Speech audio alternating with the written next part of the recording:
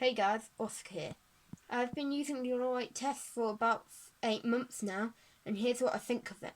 The All-Right test is a budget phone, which is only £90, and for that price you get 2GB of RAM, which is fine for light use, 32GB of storage, which is enough to download a few apps, a single 13-megapixel rear-facing camera, which can take photos like this,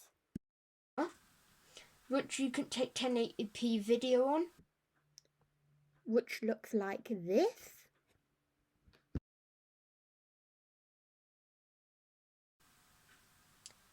A 3020 milliamp hour battery, which will get you through a day just fine, and a MediaTek MT6761 Helio A22A, which is quite slow, but what are you expecting for £90?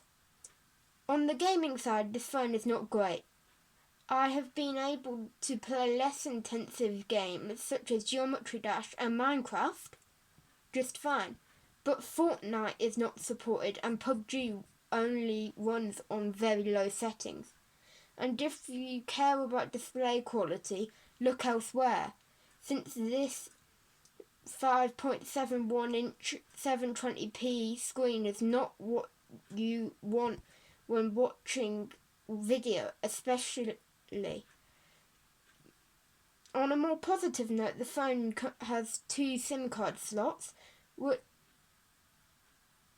is great if you want to try different carriers, but you don't want to take the other carrier's SIM card out, which is how I use the second SIM card slot.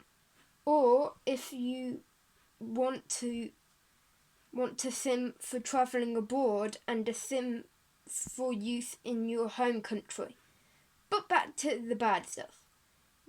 The phone feels really sluggish, opening apps takes a while, and apps often crash. But anyway, thank you for watching today's video. Like and subscribe if you like this video, and want to see more tip videos in the future, and also consider clicking on one of my other videos. But until then, goodbye.